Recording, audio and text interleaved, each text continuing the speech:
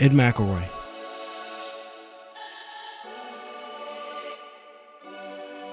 Star tailback at Cheney High School.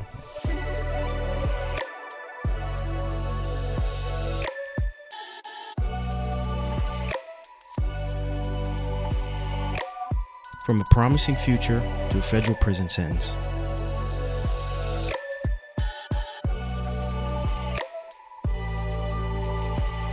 Ed's journey is a testament to the saying, it's not how you start, it's how you finish.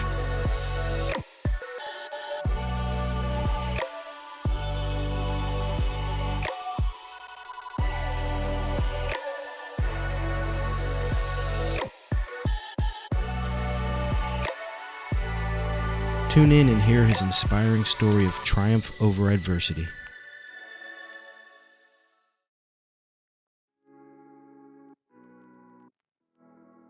And Delbert was telling me about the Floyd brothers. So I remember going to watch them. And I thought Anthony was the best thing in the world. There was nothing better than Anthony.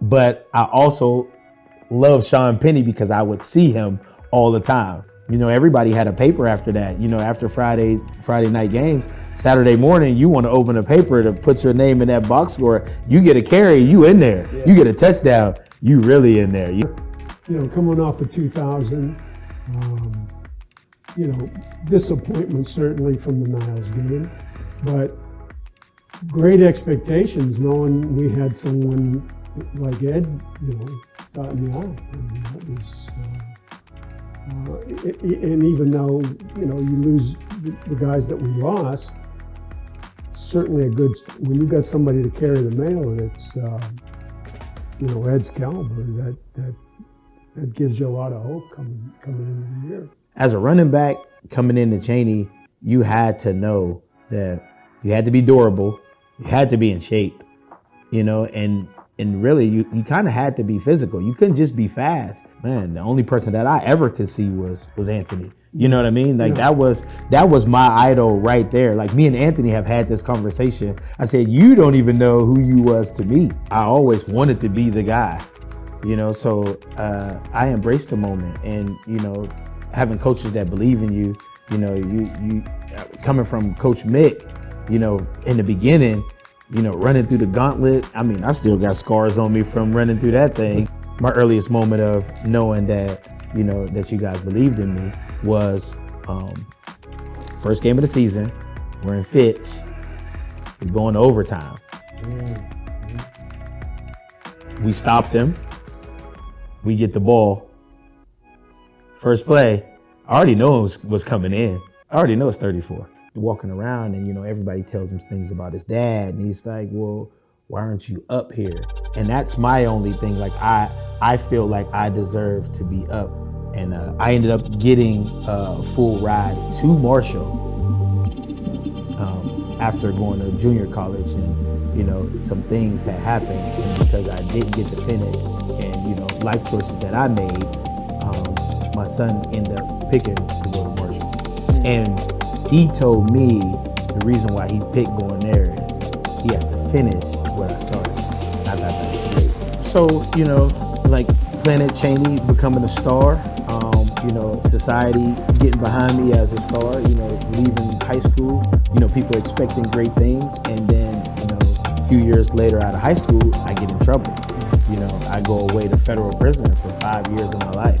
So, you know, and guys that I played against and great guys, but, you know, that I felt in my heart that I was better than, you know, sitting in prison in Texas and in different states and watching these guys play on Saturday it was really hurtful. And you know, I blamed other people for it. I blamed different situations. If things would have been different, it would have happened. But now I realize my purpose. All right, we are back with another episode of Once a Cowboy, Always a Cowboy. And we are here at Gregory Films once again. Tom Gregory has provided us another great opportunity to come down here and use his facility to allow us to upgrade our production value a little bit. So it's we're very appreciative of it. One of the things that he wanted us to mention was he has access to some of the Cheney High School choir recordings from Mr. Hughes, right? Under the direction of George Hughes. George Hughes. So we're going to provide an email link on the bottom of the screen here. He's asked us to communicate if you're interested in getting some of those access, coming in, checking them out, looking for them, and getting either videos or cassettes. Email the link below, and he will be happy to provide those to you. Today we have with us Ed McElroy. I'm sure everybody knows that name and has seen him and watched him play on the field. And Ed's a well-known guy around town. And Ed, this is something we've talked about for quite a while, getting you on. And since you guys started. Yeah. So it's been a really, for me, it's kind of been one of those things where, we started out with this little idea, just having some conversations, and as we've kind of, upgraded the podcast, so to speak, taking the opportunity to talk to some guys that I'm interested in, that Coach has been around and has relationships with, and then, for me, being able to coach you, lift with you down the Y a little bit. Shoot, it's been 20 years now, right? Yeah, it's been 20. So maybe just talk a little bit about, growing up, South Side guy, right? Growing up, coming into Volney as I think 8th grader. 8th grader. Right? Yeah. And then transitioning in, maybe just start there. Okay. Well, first I want to say thanks for having me here. Early years, I remember going into Volney. That would have to be 98, 99, because I got to high school in 99. Yeah, so 98, playing for the Gesslers, and just remembering all the guys saying, we're going to lift weights up at the high school. And, as a young kid, lifting weights was non-existent. All you knew was football. And I remember my first ever weightlifting session coming up there. I didn't know Coach Burtis at all, but man, it was really intense just watching the guys lift, and I wasn't interested in it at all. I didn't think that made you a better football player. But fast forward, 25 years later, this is what I do for a living. So I realized that the weight room is undefeated, starting there, and then, coming in, being one of the best players at Volney, and coming to Cheney, I was actually ineligible coming into my freshman year. A lot of people didn't know that. So I didn't play football at all my freshman year in high school. And so I didn't really get a chance to, stay with the lifting program and everything. What ended up happening was I ended up losing weight and going to play Little League because I was right under 14 going into high school. So I played Little League my freshman year. And I just remember, all the guys like happy. And I remember going to high school games and then playing football, Little League on Saturday mornings. It wasn't the same at all. So going into sophomore year, I came out for the football team, and I didn't really know where I fit in at that point, because guys were older, and I knew like all the guys. Like I knew Tondi, I knew Marcus, I knew Brad, like I knew all these guys. And it's funny that when we got to football practice, it was totally different than playing street football with all these guys. You know what I mean? Like coming into a program where it's weightlifting, it's training, it's 2-a-days. Like I was totally blindsided with all of it because I had no high school experience actually. So when you, and I didn't think about this till now, so your freshman year, you were ineligible. That had to be kind of tough because that could easily get you in a little bit of a trap to get you down a pattern to not. How did you stay engaged? Did you play basketball? How did you stay engaged to make sure you were eligible going in that sophomore year? Well, once I was ineligible, I ended up going out for the basketball team, and I ended up starting varsity as a freshman. Okay. So I didn't, at that stage, I didn't even know there was a freshman JV varsity. I thought it was just high school because back then in middle school, when you played middle school ball, 7th and 8th grade was combined. There wasn't like how it is now, where it's a 7th grade team and an 8th grade team and everything split up. So when you went out for the basketball team or the football team in middle school, you were just on one team. Gotcha. And if you played as a freshman, or if you played as a 7th grader and you were better than the 8th graders, then you just played. I mean, of course, you had parents who didn't really care for that, but you deal with that. And I just remember football is my sport. I played basketball because that was the only thing I was eligible for my freshman year, but it was my 8th grade year being which made me eligible for the fall sports going into high school. Okay. I don't recall, Ed. Was I chasing you when you were that ineligible year? Was it? No, what happened was I had no plans on even coming to Cheney at all. I had plans on going to Ursuline. Okay. And it was funny how everything transpired because it actually flip-flopped my neighborhood, because we had parents in our neighborhood who wanted certain kids to go to Ursuline, certain kids to go to Cheney. And at the time, me, Salih, Delbert Ferguson, we were all playing for Volney, and Delbert was telling me about the Floyd brothers. So I remember going to watch them, and I thought Anthony was the best thing in the world. There was nothing better than Anthony. But I also love Sean Penny because I would see him all the time. So it was funny how wherever I went to school, Delbert's parents wanted him to go the opposite. So Delbert was supposed to, yes, Delbert was headed to Cheney. Right, exactly. Yeah. So that's what it was in the neighborhood. His parents were sending him to Cheney because Hannah, his sister, went to Cheney. My sister was already at Cheney, and I was going to Ursuline. And then we flopped roles. So when I was ineligible, you actually got me. And because I came there, his dad didn't want him to go there and sent him to Ursuline. Okay. So they broke us apart. We played Little League together, fullback, tailback, even in the middle school for 3-4 years straight. And his dad was like, it's time for you guys to,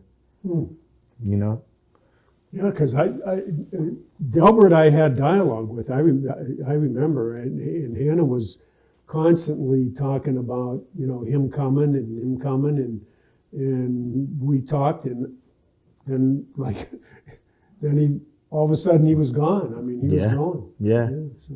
That was a neighborhood talk. Trust me. We all knew it was coming. If Delbert was going to Cheney, I was going to Ursuline. If I was going to Cheney, he was going. We was never going to be together. And that wasn't our plan. We would have liked to play together. I mean, that's all we knew.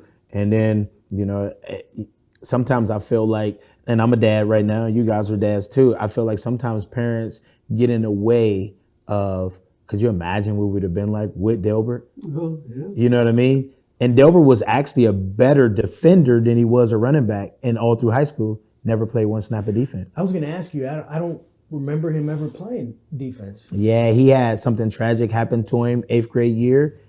He hit a kid from Canfield playing outside beat, running the same defense that we ran, a 4-4, and the kid got paralyzed, and it kind of messed him up. A lot of people don't know that either. Yeah. And it kind of messed him up. For sure. So, your freshman year, you're not playing football. At what point did you get in the weight room, like after basketball season, that freshman year? Or? Well, Coach Burtis knows this. If you play basketball and you playing football, you still got to come to the weight room. So it was during. It was during. And I remember telling, who was on the basketball team? Brad, Sherrod McCoy, a couple other guys, because Keelan didn't play freshman year basketball, I don't think, because football, he didn't play freshman year. So it was a couple guys, and they was in the weight room, and then, Salih was still my best friend, so he was in the weight room constantly, and these dudes are getting bigger, and I'm still playing basketball, so I'm still, the kid that was losing weight to play Little League. So, I'm seeing guys, you can see the difference in the guys who work out versus the guys who don't. And I still hadn't bought in yet. I just really wanted to play football. And it was a big thing once basketball was over. So now I'm full on football because I didn't run track. I didn't play baseball. It was full on football. So then after basketball season was over, constantly coming to the weight room, having practices, even during spring break, all of that stuff, coming running. Yeah. So I'm getting a full feel of what high school football is like at that point. Right.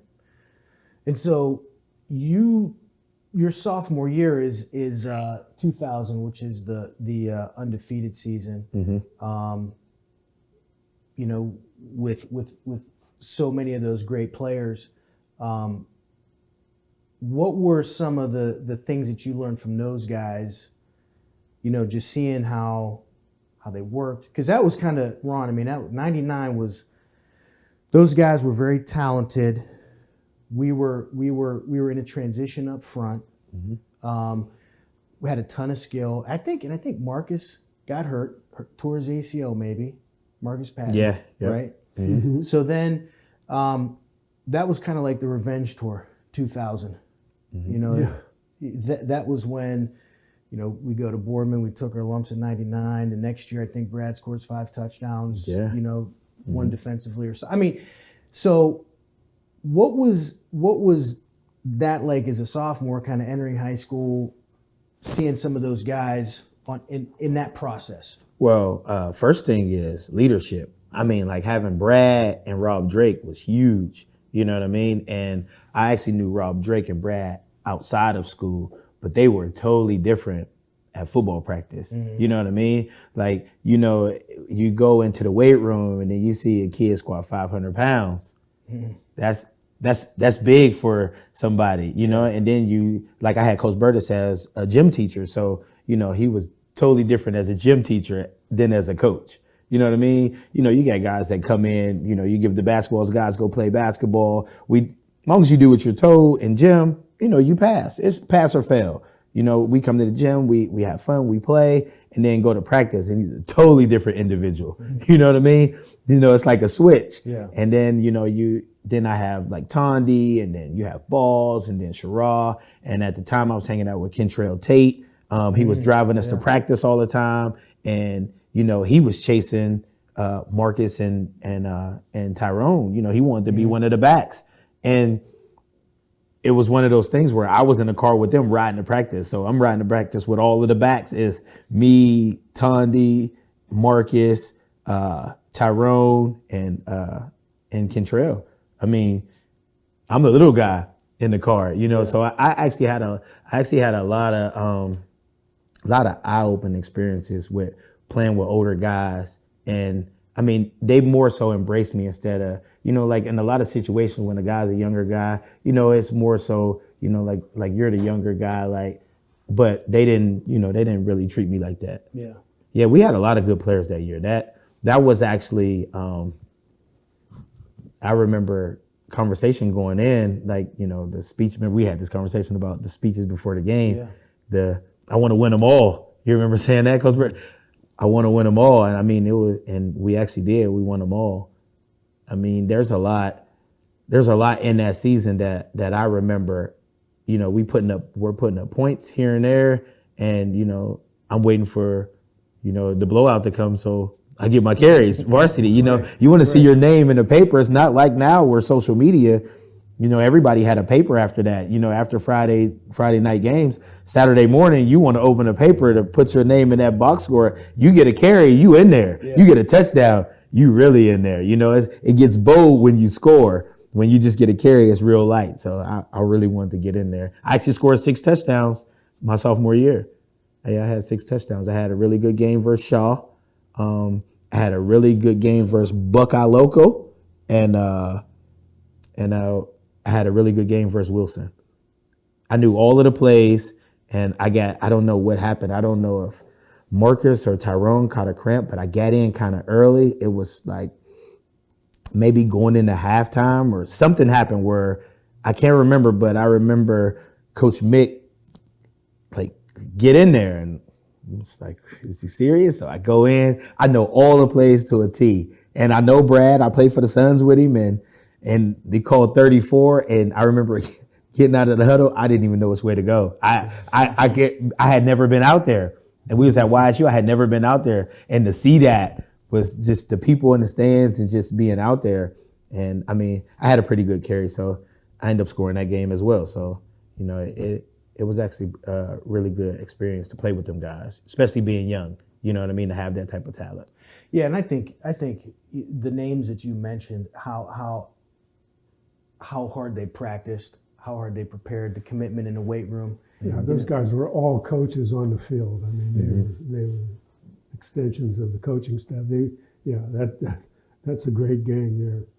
And then so, like Ron, having a team like that, all veterans, 10-0, AP state champs, a lot of them were 2 and 3 year starters at that point in time. How do you, what's your philosophy going into that 2001 group where, Keelan and even Ed in the conversation that we've had was people overlooked the Cowboys at that point in time just because of how much talent was lost? Yeah, sure. And to extend that group's legacy, those guys cut their jib, so to speak, on the 97 year. They were freshmen. Sure. And they had an option, okay? You could turn your equipment in, okay, and be ball boys and whatnot down the stretch during the playoff run,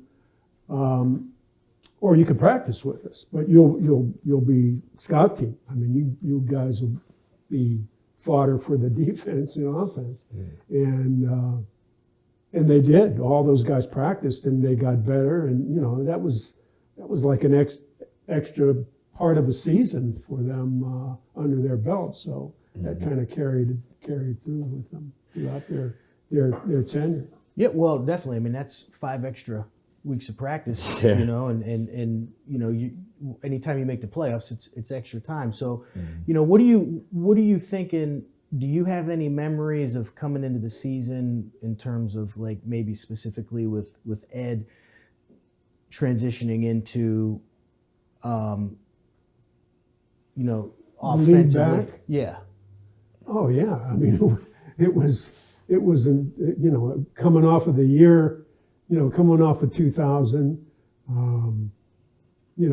disappointment certainly from the Niles game, but great expectations knowing we had someone like Ed, dot in the eye. I mean, that was, and even though, you lose the guys that we lost, certainly when you got somebody to carry the mail that's, Ed's caliber, that gives you a lot of hope coming into the year. Yeah.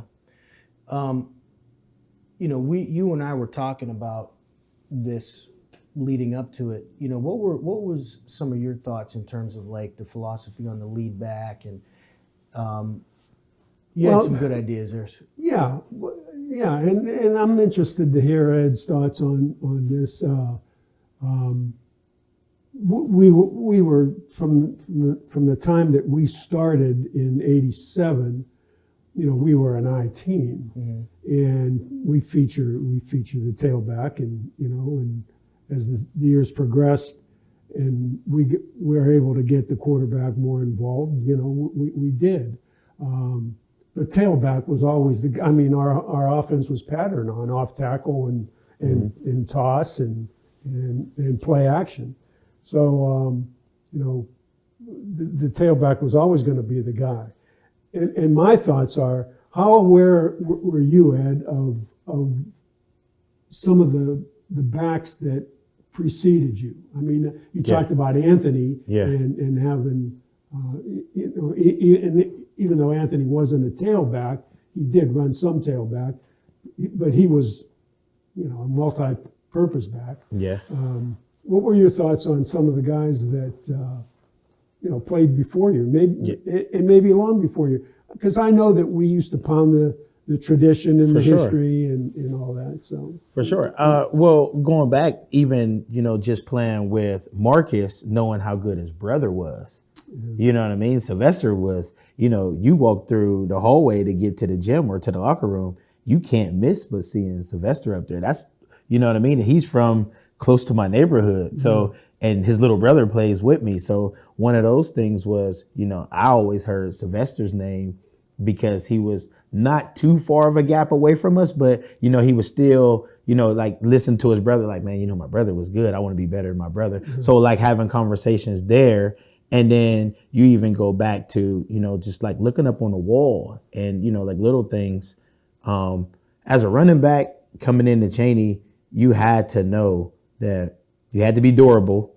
You had to be in shape, and really you kind of had to be physical. You couldn't just be fast because you might get tossed, but you still got to run power. We run power first play of the game, no matter what. So if you can't run power, you can't dot that I, So a lot of guys that came before me, I don't think that I was similar to anybody. And I just like I told Coach Saunders, we talked previous to this, I was chasing Anthony, but didn't actually know his numbers. Yeah. Because I just remember watching the news and he was Mr. Everything. Yeah. You know what I mean? And to be Mr. Everything, you're talking about returning punts, returning kickoffs, playing defense, and then once it became my turn junior year, I did everything. I did the same thing. So when I got to that point, it was like, man, the only person that I ever could see was Anthony. You know what I mean? Like that was my idol right there. Like me and Anthony have had this conversation. I said, you don't even know who you was to me. You know what I mean? Like you was Mr. Everything. Who didn't want to be Mr. Everything? We even had, we laugh and we joke about it, but we also had, conversations where he said, I got the ball more than him. And I said, you played everything. I said, you was Mr. Everything. So that would be a little bit of our battles back and forth. But my all-time Cheney guy has to be Anthony because I physically seen him. Of course, you see guys on the wall, but to physically go to a game and watch him and see him perform, even when he was younger, I remember playing Little League. I was playing for the Sons of Thunder, and I remember seeing him and his brother play. And he was playing wide out. And I just remember just seeing him and everybody was talking about how good Antoine was. But I was fixated on Anthony, because you could just see how he flew around. You know what I mean? Right. Like, trust me, Antoine was great. I'm not taking nothing away from him. But Anthony was a different talent because he did so much. Swiss Army knife. Yeah. He was everything, you know? He was. Yeah, so. Yeah. But names like Matt Gilchrist, I don't know. Yeah, I know Matt. Yeah, of course I know Matt. Yeah. But I could see being from the south side of the town. Like if a kid today walks through the old lobby when it was up, as impressive as Frank Sinkowicz, Heisman Trophy winner, that's not going to relate to a kid. To modern day. Yeah. Because it's hard, because you physically haven't seen them. I remember not too long ago, of course I travel around and my son just graduated, but just going to watch the area talent. And I remember meeting Lynn Bowden, and this was the wildest thing that I had ever seen ever. I go to a game to watch him. I'm sitting with his family, and there's a kid with a Letterman's jacket on sitting in front of me. And I can't remember if it was Lakeview. It was something that was out there. We were sitting in Warren Stadium, and another kid asked the kid, hey, don't you guys got a game tonight? Aren't you guys playing too? He was like, yeah, I don't really play that much. And I really wanted to see Lynn Bowden play, so I just skipped the game, and I wanted to come see him play. At that point right there, me as a player and a coach and a dad, I'm scratching my head, but I'm thinking to myself, he'll never, ever get to see this kid play if he goes to play on a Friday night, like in person, before he becomes a big star. So I kind of get it now why he went. I wasn't the guy where I was at. I wanted to go see this guy that the whole world's talking about. Sure. And he went to go see him. At first I couldn't understand it, but now I do. I get it, because like me sitting in the stands and watching Anthony made me a better football player. And people don't understand.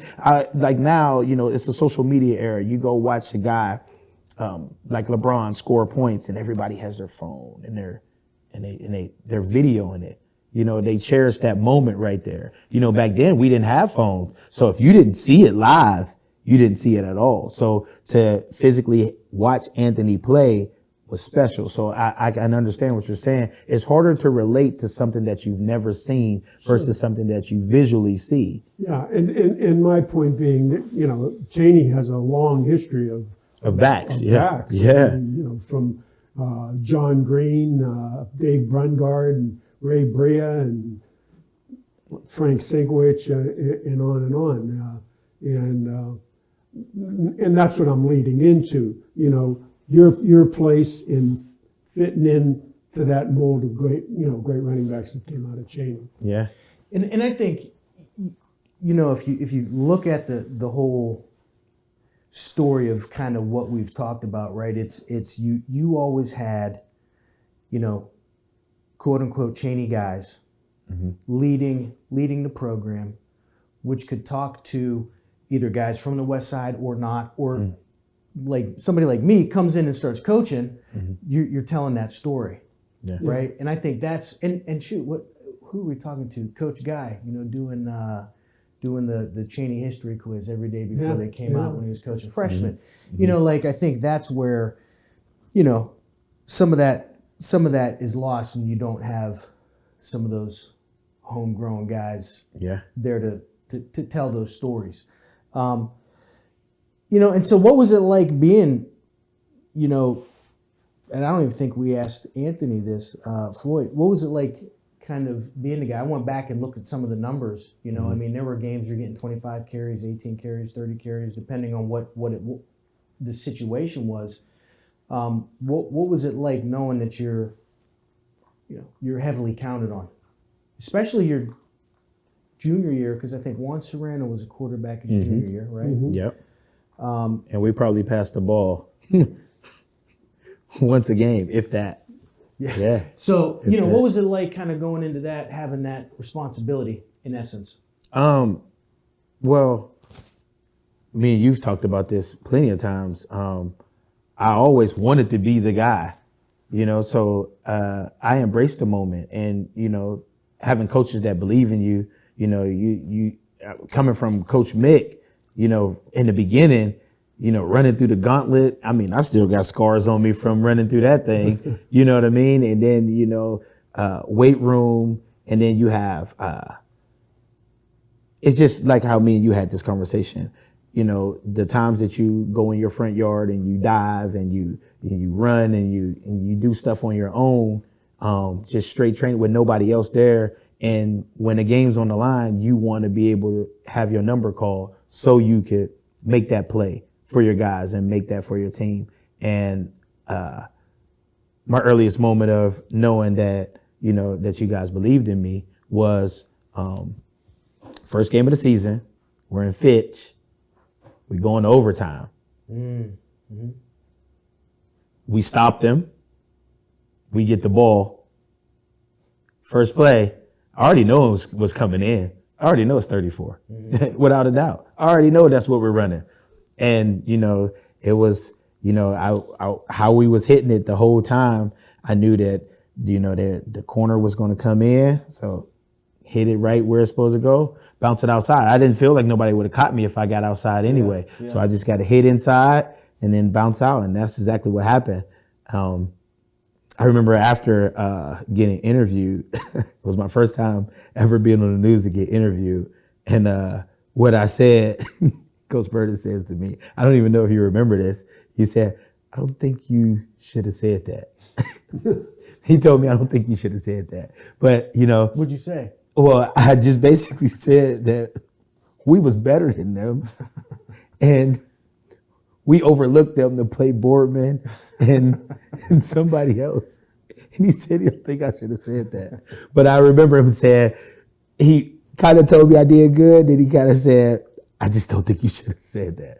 But that was, you know, it was my first, I was excited. We had just won. Sure. And, you know, it's actually one of those things where you always felt like you could be a star and then you actually get an opportunity.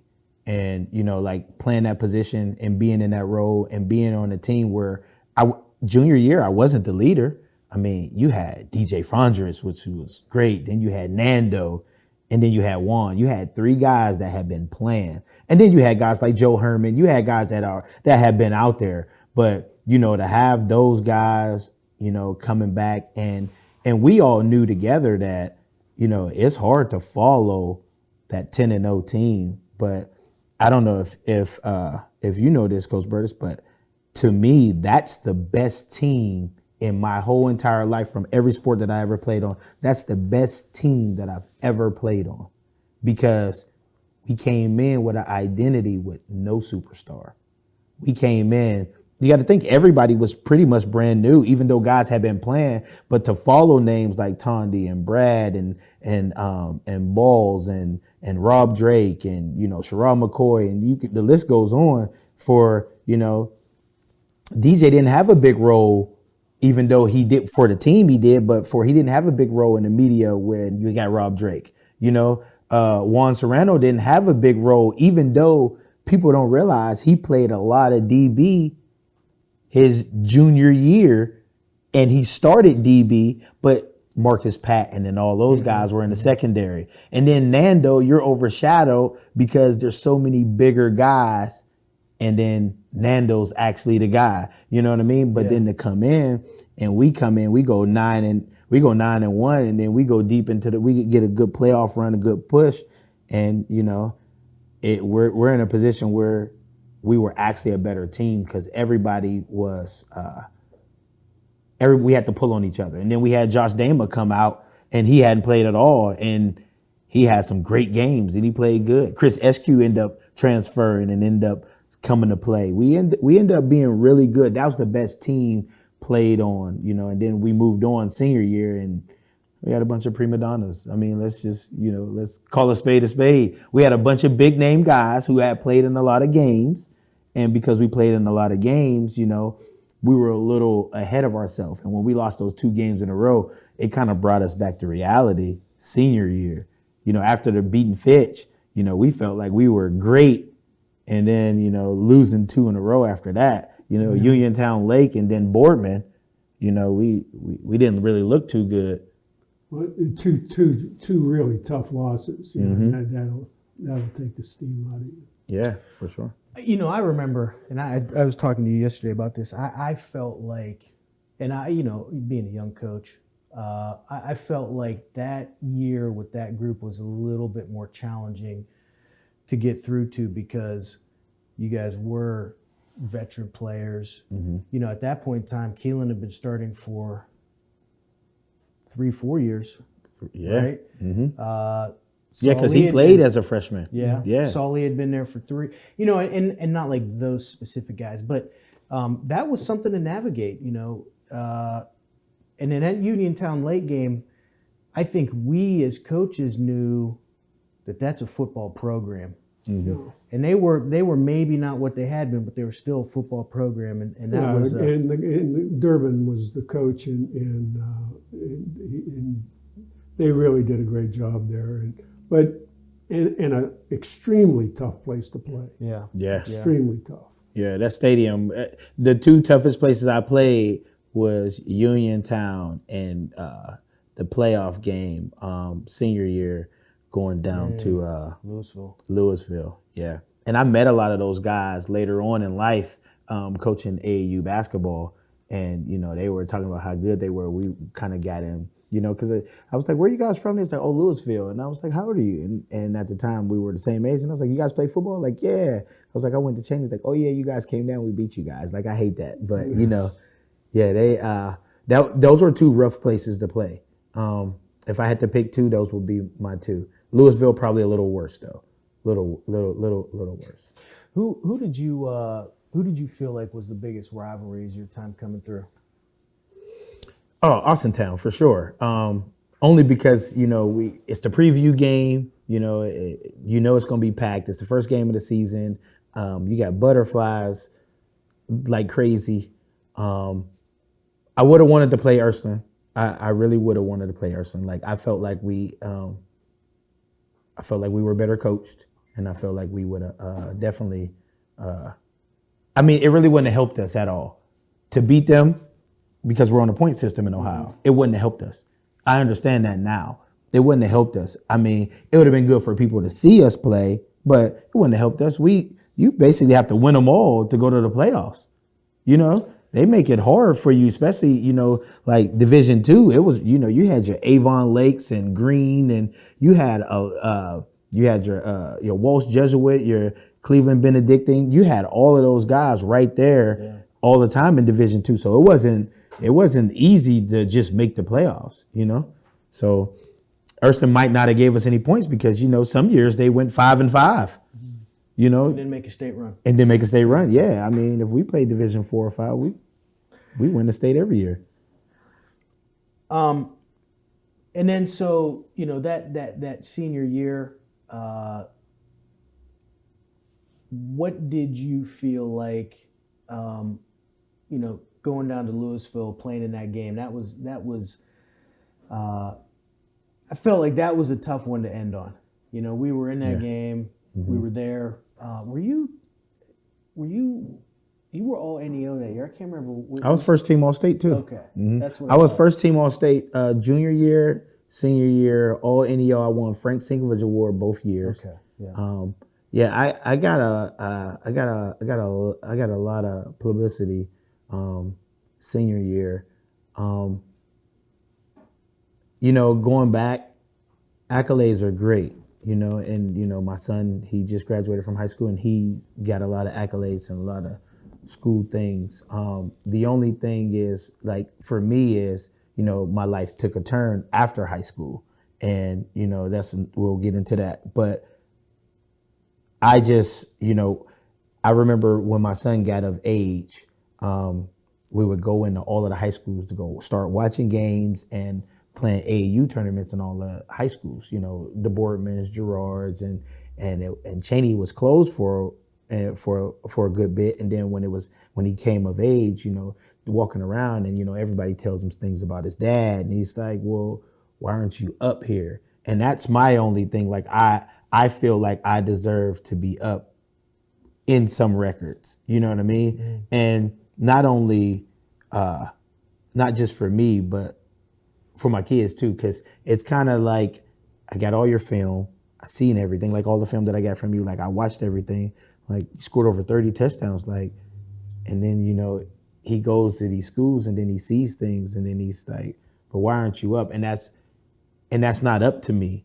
You get what I'm saying? Like, that's not up to me. Well, no, and I think that's a situation where, you know, Ron and I have talked to, you know, I mean, what year did Cheney close? Almost 2010, 2011? 10, 10, yeah, it was 10. You know, yeah, it was 10. And so when that happens, it's not only like you're not lining up a team, you know, the whole situation changes, but all that history, all that legacy, all those things. And I think that's where you know, Casey Bogart, Seth Antrim, you know, Coach Mullally, you know, Jim Mullally, rejuvenating those things. I think that's what's also important. It's not just about like, hey, what did I do? But you also want your kids to be able to look at you and say, oh, you know what, you did do something when you were. Yeah, I took my son down to the field and I showed him the rock with the Frank Sinkovich field, and he didn't know that. And I brought both my trophies and I showed him. It was me, him, and Coach Bob Gessler, and it was one of those things where, you know, I was like, I won this award. Coach Burtis gave me these. Like, these were presented to me. Yeah. You know what I mean? Like, these were my award. I mean, these trophies are nice. I keep them. They're really nice. And you know, and I was telling my son, like, man, he's our Heisman Trophy winner. Like, he's the dude. Like, this is the guy, you know? And so my son, he's playing college football now. He's at Marshall. And, you know, it's one of those things, like, he's going to be in the Hall of Fame at Ursuline. He broke a lot of records. He did some really good things.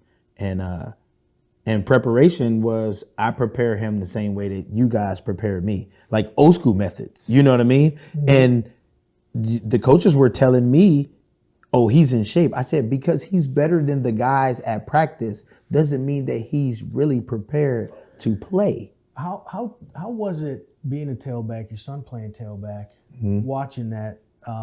Is that a good thing for him or a bad thing for him? Well, at first, it was a bad thing because, and you know, me and him have had this conversation. My dad has passed on. My dad was a running back. I have his gold plaques from East at my house. He made the Hall of Fame as a running back, and he went to YSU and played running back at YSU. And we're trying to see if he's going to get inducted to the Hall of Fame at YSU as a tailback. But now I remember my son right out of Little League going into middle school, and I remember having a conversation with my dad after one of his games. And I mean, I thought he was a little bit better than average, but I didn't feel like he was one of us. Mm-hmm. So I remember telling my dad, like, I don't think he got it. And I remember my dad cussing me out. Like, you don't think he got it? He said, all you have to do is keep watching. He's better than you. And I looked at him like, you can't seriously believe that. Like a car ride home, I couldn't wait to drop him off. Couldn't wait. Like, so you think he's better than me? Ride home from, he played at Youngstown Catholic, so they play right there at St. Christine's.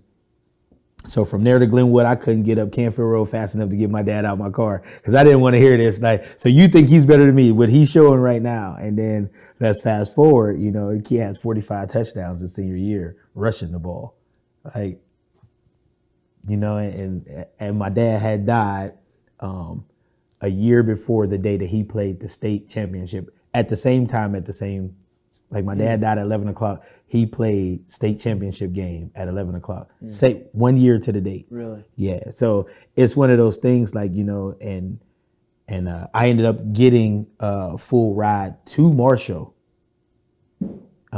after going to junior college, and, you know, some things had happened, and because I didn't get to finish, and, you know, life choices that I made, my son ended up picking to go to Marshall. And he told me the reason why he picked going there is he has to finish what I started. And I thought that was great. So with that, I feel like it's not really how you start, it's how you finish.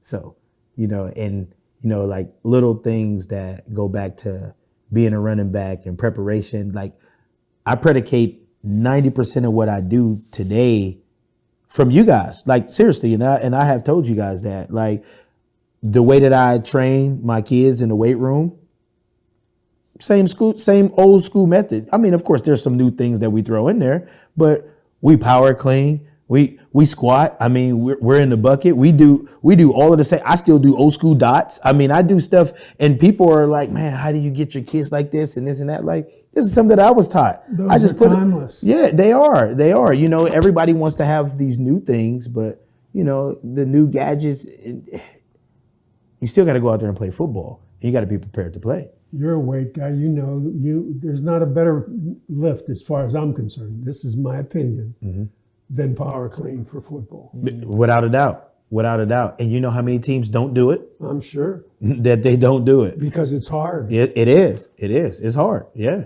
I mean, we had guys like Josh Rosa, power clean at 6'5", 6'6", Bringing it up to 6'5". Man. Yeah. I remember sitting and people could debate the numbers, but I remember sitting there on a one of our test days, and I was watching the power clean, and I remember him. It was 295, and I remember him, you know, picking that thing up and snatching it, you know, getting it up to his 6'6" frame or whatever it was. I thought it was the greatest lift I've ever seen. I mean, it was so impressive. You know, so you know, you kind of touched on, you know, it's not how you start, it's how you finish. You know, what do you kind of mean in terms of that? So you know, like Planet Cheney becoming a star, you know, society getting behind me as a star, you know, leaving high school, you know, people expecting great things. And then, you know, a few years later out of high school, I get in trouble. You know, I go away to federal prison for 5 years of my life. So, you know, and guys that I played against, and great guys, but, you know, that I felt in my heart that I was better than, you know, sitting in prison in Texas and in different states and watching these guys play on Saturday was really hurtful. And you know, I blamed other people for it. I blamed different situations. If things would have been different, it would have happened. But now I realize my purpose. And I realized why everything happened. And I believe that everything happened for a reason. And I believe that where I am right now today is where I'm supposed to be. Because when you look at, you know, I wanted to play major college football on Saturdays, and then I wanted to play on Sundays. But all in all, I feel like me giving back to kids and helping kids grow in the weight room, be better football players, being better men. I got a nonprofit for at-risk youth that I started 6 years ago. I do a lot with kids, especially in the community. And it's not just Youngstown kids. I have Canfield kids and Poland kids, and you never know what a kid's going through. And, just being an advocate for a kid outside of a parent. And I tell parents, don't ever get upset with your kid because they may not have a conversation with you about something that's important, because they put you on a pedestal. And when they put you on that pedestal, it's a sign of respect, and they've been taught right. But I'm the guy that they can come to, and I'm not judging them at all, because you never know what somebody's going through. You know what I mean? And a kid could, you can lose a kid because, like how a kid will say, oh, my parents would kill me. I mean, they won't really kill you, but they don't want to go through that. But there's something they may hold on to or hide. And I want to be that guy that I'm open, to where I'm an advocate to help them, or what's the best choices through that. And I've had some really great kids, and I've been a personal trainer going on 12 years. I've had some really good kids in these last 12 years. I mean, kids that have went on and did extraordinary things, even outside of sports. And, just to be called coach is more special to me than to be, oh man, that's Ed Mack, the running back. You know what I mean? Because it's going to last a lot longer. You know what I mean? I can't take back what I did, and I don't want to take back what I did, because it's my makeup that I wear now. Me getting in trouble made me a better man. It made me a better father, and it made me a better coach. And I just go back to all of the things that I was taught. One of my biggest phrases in the world is, you got to buy in. That only comes from you. You know what I mean? You have to buy in. If you don't buy in, it's never going to work. Your way doesn't work. At a 15, 16, or 17 years of age, you don't know anything. We talked about that. We touched on that yesterday. You have parents who leave decisions up to kids sometimes, and they're just kids, and they only can see their 16 or 17-year-old life, which we're 3 different generations where we've seen countless different things that have transpired with kids. There are some kids that you could have seen that would have been really good, but because of some stuff that path they chose, they didn't make it. Then there are some kids that you didn't even see them hitting the side of a barn, and they end up becoming your guy. You know what I mean? So it's really not how you start, it's how you finish, the finished product. So I want to be the guy to help guys get over the finish line, because both of you guys actually did your part in my life.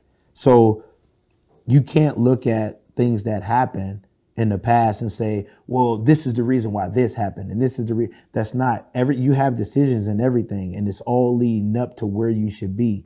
And I don't question, oh man, if I would have did this a little different, or if I would have did that, I think I would still ended up in the same space, because this is where God allowed me to want to be, to show me this is where you need to be to help people, and be why the reason why you're here is to help people. And I'm okay with that lifestyle. I'm okay with being Coach Ed and having kids call me. And I have an open door policy at my house. Never lock my door at my house. And the reason why I don't is because if a kid's ever in trouble, or if anything ever happens to a kid, I want them to be able to come to my house first, and the door is open. And I want the door to be open, because you never know when somebody needs you. And there's been plenty of times in my life where I needed people and the door was open.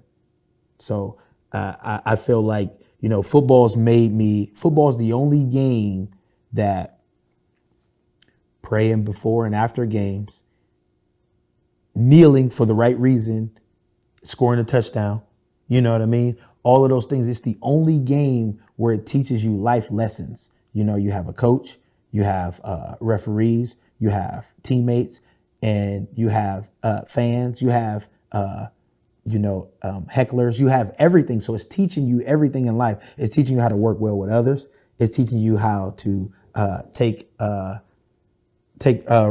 accept responsibility. And it also teaches you how to be able to be criticized on certain things. If I'm at practice and, I make a bonehead play at practice, you're on me so I don't mess up during the game. You know what I mean? It's all predicated back to how you prepare for the finished product. So, you know, I look at football as not just a game. I look at it as, you know, it's a way of life. I got my football numbers tattooed on my tries, got my last name across my back as if it's a jersey, and I got helmets right here on my biceps because I love football with a cross on top of it because I feel like it all goes together.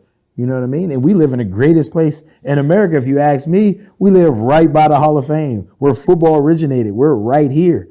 Like, we take a 45-minute drive. We're right there, you know? So that's what we are. We're a football place. I tell parents all the time, your kid can play any sport that you want to. Have them try this game. Just try it out. You'll learn a lot from the game. And most of the guys who coach it and referee it, they love that game. You know, they don't just do it as a job, you know. Think about it. You've been out of work for how many years? He's still working. But this is what we're doing. This is all football. And think about all the great people you met along the way. There's no question. Yeah. And I think it's a real testament to you, which brings to mind there used to be a poster. Abraham Lincoln on the field of Gettysburg, when a wounded soldier reached up to him and said, "I'm sorry." And he looked at him and he said, "Son, I'm not concerned that you've fallen. I'm concerned that you rise, and you rise to the occasion."